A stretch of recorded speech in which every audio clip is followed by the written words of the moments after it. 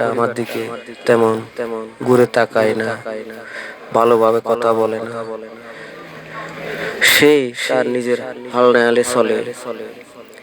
আমি এত কষ্ট করি, রাজমিস্ত্রির কাজ করে যাই, অনেক দুঃখে কষ্টে যাই, কত কায়দা কাঁচরা লইয়ে ঘরে যাই, কত গায়ের ভিতরে কত ময়লা, কি করুম, নিজে নিজে দোয়া হালি করি বা খাবার গুলো নিজে নিজে খাইতো। সেই তার মন মানসিকতা নিয়ে চলে।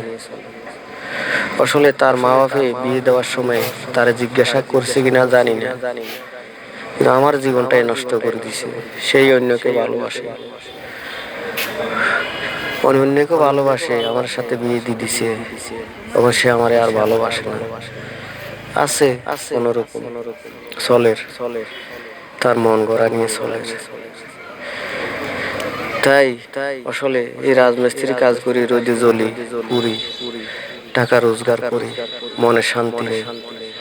আসলে আমাদের পুরুষের জীবনটা কত যে কষ্টকর, কত যে দুঃখ। মেয়ে লোকের জীবনটা অনেক সৌন্দর্য, অনেক সুখী। তারা আমার চেয়ে চলে গেলে অন্য ঘরে সে থাকবে বা অন্য ঘরে সেই বসবাস করতে পারিব, বা আমার থেকে কিছু টাকা লই গেল, সে কত সুখে আছে। কিন্তু আমি, আমার জীবনটা দুঃখে দুঃখে কেটে গেল সারাটা জীবন।